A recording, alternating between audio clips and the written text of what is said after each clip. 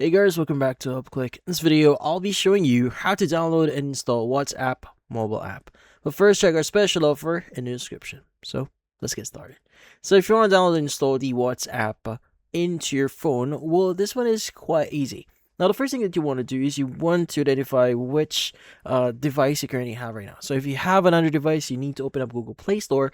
Now, if you have an iPhone, you need to open up the App Store. So, depending on your device, you want to go open up the necessary platform. So in this case, I'm using an Android device here. Let's go and click on Google Play Store.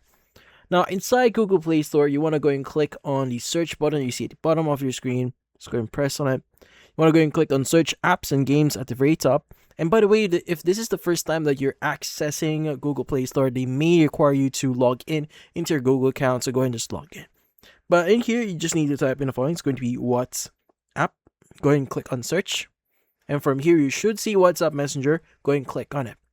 Now, by the way, just to give you some idea, there are two options, or there are two apps for WhatsApp. So you have WhatsApp Messenger, which is the personal one, but you also have what we call WhatsApp Business. So if you want to have a business account, you can go and choose WhatsApp Business. So these actually have additional functionalities, like for example, for contacting, setting up your business. But in my case, I just want to set up the regular one. So go and choose WhatsApp Messenger, click on install. Now from here, just wait for a while, and once the download is complete and it's now been installed into your device, you can go and just click on the open button that you should be seeing in here. You can also see this in the main menu on your phone, but click on open. It should allow you to start logging in into your account. But in this case, that's about it. If you found this video helpful, hit the like and subscribe button and watch our next video.